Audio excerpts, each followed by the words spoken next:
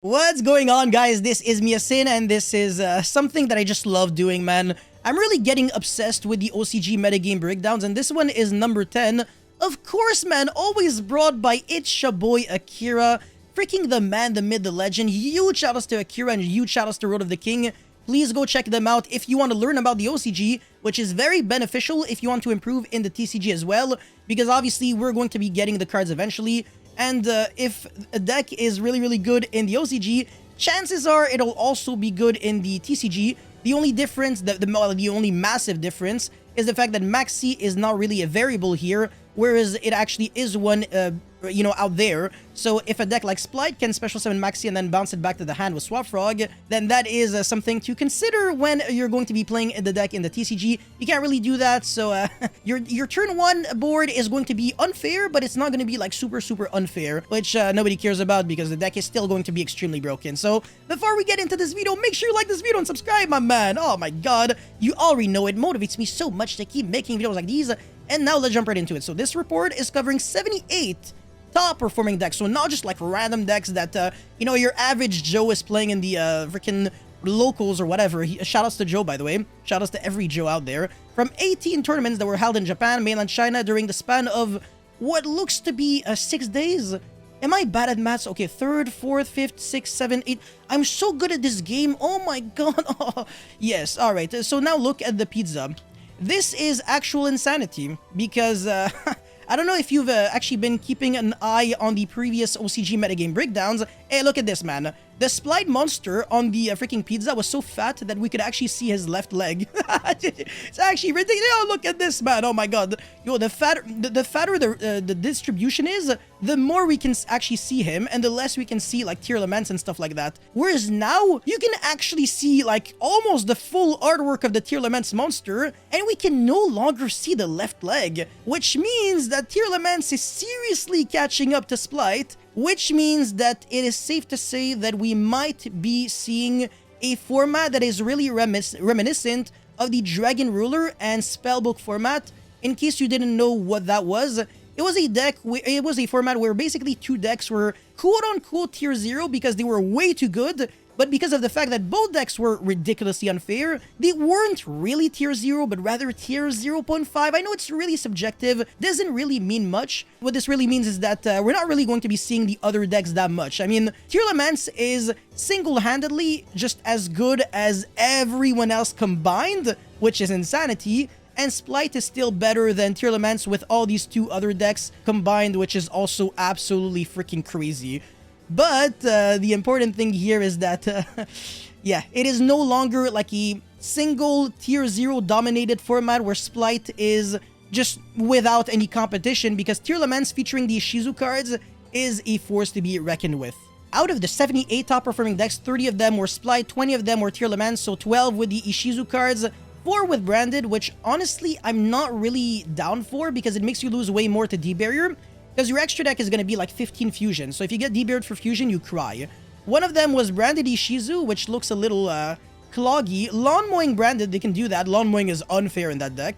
And then Shadal Tearlaments, very fantastic. You can also abuse Shadal Fusion going second. Gets you your full engine going, honestly. And then one pure Tearlaments, which doesn't really make too much sense because the deck is... It's not really that it's unplayable as a pure deck, but like it's a very good engine on its own, and you kind of want to splash other good engines to make it like combine the best of both worlds. Shoutouts to Hannah Montana. Anyways, the third best deck is Virtual World. Kind of traumatized at that. I don't know why it's like that good, but maybe I'm missing something. 3 of them, however, are playing with the Brave Token engine, which is Luda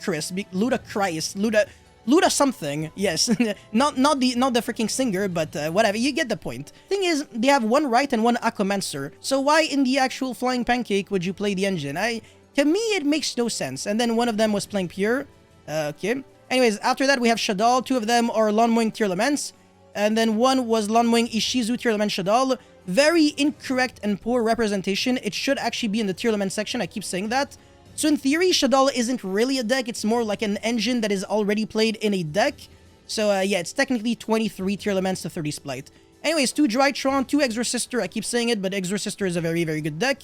Do not sleep on that deck because if you don't know how it works, you will lose to it. I can guarantee you right now. If you've never read a single Exorcister monster, you go first or second against the deck, you might actually get your board breaking at the speed of light. Anyways, hero, this makes sense because the support and power of the elements makes it so I think Vion is a 1-card Phoenix Enforcer, and what else? Jesus, Dark Law, and I think you don't need the Verte Anaconda at all. Yeah, no, you don't need Verte Anaconda. So this is like unhindered at all, which is very nice.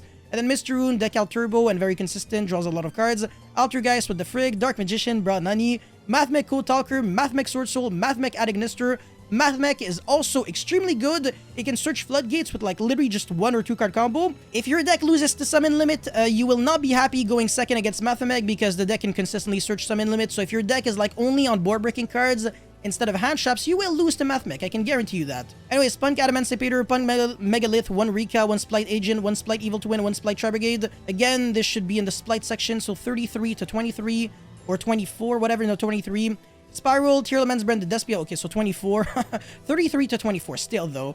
Alright, now for the deck list. Kinikon went 7-0 and finished 3rd in a 3v3 tournament. Dude, the OCG always has 3v3 tournaments, whereas for us in the TCG, it's like a huge, special, exclusive tournament. Anyways, the new kind of, the new trend is that people are no longer really playing Deep Sea Diva, but rather playing the Nimble Beaver. And the reason for that is because Nimble Beaver can summon, I think, from the deck or the graveyard. So if your opponent actually mailed your Deep Sea Divas with the Kelbeck and Agido, you might not be able to trigger your Deep Sea Diva to summon another Deep Sea Diva from the deck because you lost like the 2 other copies. But Nimble Beaver just doesn't really care about that, as it is mentioned here.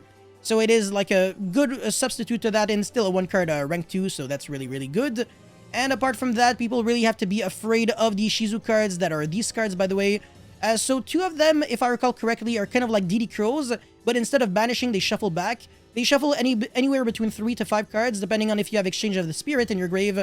Then you shuffle back 5 cards, but if you only have 3, then if you don't have Exchange of the Spirit, you only banish 3. And then I believe Agido and Kelbeck are the ones that mill 5 for each deck. So yeah, you have to understand Tearlaments if you want to understand the Splight deck. That's the reason why I'm covering that. But the deck is really always staying the same. It's always triple Swafrog, 1 Dupe, 1 Ronin, triple Blue, triple Jet, 1 Red, 1 Carrot, and then your starter of choice, your normal summon, because the Splight monsters are typically not really normal summons. So triple Beaver, 1 of the what is this? Oh my god. Yeah, Nimble Angler, exactly. I don't know what that card does, but yeah, trust. Triple Maxi, triple Ash, and then 1 Ogre, because against the Gigantic Splight, it almost acts as a Ghost Cypher Gear Gamma, because what happens is that the rank 2 Gigantic Splight actually has to successfully detach. It's not a cost. So if you Ogre, the detaching material doesn't actually happen, and therefore it can also not special summon from the deck. So it's very good at completely shutting down your opponent. And then triple Imperm, triple Dark Ruler, because you kind of want to diversify between your hand traps and your board breaking cards.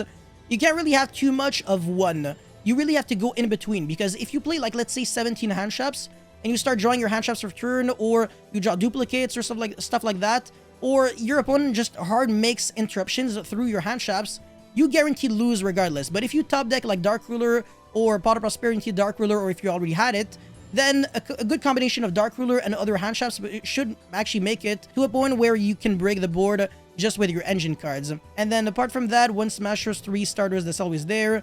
2 Call by the Grave, 2 Prosperity. I actually realized that this was what actually made it so that it was semi-limited or limited here. So yeah, definitely look for that. And yeah, so I think 3, 6, 7, 10 hand traps, not too bad. And then 1 Elder Entity Entis, and the link for the Evil Twin Monster. They're here because of this card right there, Artemate Slay. So it's very insane. It's kind of like a Dogmatica Punishment, but as a spell card. And it depends on the extra deck monster that you are returning back to the extra deck. So if you're returning back a fusion monster, you send the Entis, and then you get to pop another card. And if you send a Link monster back into the extra deck, you get to send the Evil Twin Monster, which you can then banish in order to, well, the Evil Twin Link monster, which you can banish from the grave, and then Foolish for this Evil Twin, Hiseki Lila, in order to shuffle back any card your opponent controls into the deck. So yeah, Artemate Slay is a ridiculously powerful side deck card, and it will be played, trust me on that one. And then triple Solemn Judgment and triple Solemn Warning. I actually realized that these cards were there because against Splight, if you're going first, you can Judgment the normal summon and they lose the game. Because they need to have a monster already on the field if they want to summon their other monsters. Whereas Solemn Strike, you can't really strike a normal summon that doesn't use its effect. So if your opponent just goes normal summon a monster and then special summons 10 billion monsters, you're kind of just sitting there and like you might be like, oh bro, one Solemn Strike might not be enough. Whereas if you have Warning or Judgment, it's a turn skipper unless, very specifically, your opponent has the Splight starter. So this deck, the issue that I have with Splight is that it really is dependent on drawing like starter if you want to play through those kind of negations. And you know, trap cards aren't the kind of cards that you really want to see if you're going. It's really devastating, man. Are you really side decking Lightning Storm and Duster against combo heavy decks where you have to deal with both the monster pressure and the back row? It's just way too much. And Judgment covers a lot of ground because it also negates Dark Ruler. So if you have like your full combo with Toad and everything, your opponent has Dark Ruler and you Judgment, you win, and you can draw multiple Judgments and it's fine as well. So yeah, the deck is very well equipped for going first and second. Now, one funny thing is that they stopped playing Deck Devastation Virus. I don't know, maybe because they're kind of scared of getting cucked by Red Reboot, but you can argue that Warning and Judgment also lose to that, so I don't really know. But yeah, very interesting main deck kind of not really trends because it didn't change that much, but still the fact that they've at least tried to adapt to the fact that these Shuzu cards are making it so Deep Sea Diva is not good anymore kind of is a reflection of the OCG players understanding what they're doing. Anyways, moving forward, Tearlaments now. This is very streamlined, so we can see that every single Ishizu monster is a 3 of. I don't really know if I know their... I don't know if I know their name. I think this is Keldeo, this is Mudora, Kelbeck, and Agido. Very good cards, and then 2 Reinoheart, triple Shaylin, triple Hafines, and only 2 Meru. Wow, very, very interesting. So this is no longer a definite 3 of in every single deck, which I'm kind of shocked. And also 2 Shaddoll Beast instead of 1 Shaddoll Beast and 1 Shaddoll Squamata. Also very, very interesting. And then triple Diviner of the Heralds. This card is really overpowered. It gets your engine started. And also on your opponent's turn, it can be an interruption because you can revive it back with the Splight Elf. And then send Elder Entity Entis and pop a card your opponent controls. So very good card overall. And then the Herald of Orange Light pitching like a Ishizu monster is unfair. You get to negate a monster effect your opponent controls and, well, it activates and then destroy. So you can negate Nibiru with Herald of Orange Light, and also you get to trigger the effect of your Ishizu monster, so mill an extra 5 cards. Oh, look at that! I milled freaking Shaddoll Beast and Alphenis or whatever, so I can make a freaking Shaddoll Winda on turn 0 or something like that. It's crazy, man. And then, yeah, Gravekeeper's Trap with Exchange of the Spirit. This is kind of like a Dweller or like Sanafond or whatever. It really screws the opponent's graveyard ability to play with the graveyard, which is massive. And people are really trying to turbo out Dweller in the deck now because everyone and their mother is losing to Dweller. Well, you can argue that Splight loses way less to Dweller because only the Ronin Toden really gets affected. So yeah, actually it's not that bad, but in the mirror match, Dweller is insta-game. Yeah, very scary card. And the rest of the extra deck, as you can clearly see, how many fusions? 3, 4, 5, 6, 7. Only 6 of them are actually summoned, so 6 actual fusions out of a 15-card extra deck. So Deep Barrier Culling Fusion is simply no longer enough. And that's the reason why D-Barrier is actually falling out of popularity. You can't really expect D-Barrier to cover both Splight and Tearlaments because even if you call Xyz, they can actually still play very well. Even that deck, 3, 4, 5, 6... I know, hold on. Yeah, 6 Xyz monsters out of 15. So yeah, they can still summon their, you know, Splight Elf, IP Masquerena. They have a lot of countermeasures. Underworld Goddess as well. So it doesn't lose the stupid things like Crooked Crook. Because this is something that this deck can definitely do very easily, man. Every single monster almost is a level 4. So if you have like a level 4 plus Astral Kuribo, you make a Crooked Crook. And your opponent simply decks out there. Very, very terrifying. And then, yeah, even the side deck, we don't even try to main deck the MAXX because our hand traps are just Herald of Orange Light with Kelbeck and Hafines. So 9 hand traps that are not even like weird to draw because they can get your stuff going. And that's the crazy part about this deck. It's ridiculously unfair going second. So it really speaks volume when you have the ability to main deck a game-ending card like MAXX and you still choose not to do it. And then, yeah, DD Crow, very broken against the Tearlaments graveyard effects because they have to shuffle them back, shuffle themselves back into the deck to resolve their fusion ability. So if you DD Crow that, they will simply not resolve. And then triple Dark Ruler, obviously, triple Lightning Storm, Duster, triple Judgment. You really don't want to lose to Solemn Warning and Solemn Judgment. So you're going to have to side deck back removal against absolutely everyone, and it is not fun at all. So yeah, in conclusion, we can clearly see that even though Splight is still at the top, yeah, Tearlaments are really catching up to them, and we can no longer see Splight being over 50%. So the deck is no longer tier 0 by a long shot. it's, again, as I said, way closer to like the Dragon Ruler and Spellbook format. So yeah, that's pretty much all I had to say for this video. Let me know your thoughts about this format in the comment section below. As always, don't forget to like and subscribe. I'll see you guys very soon. Peace.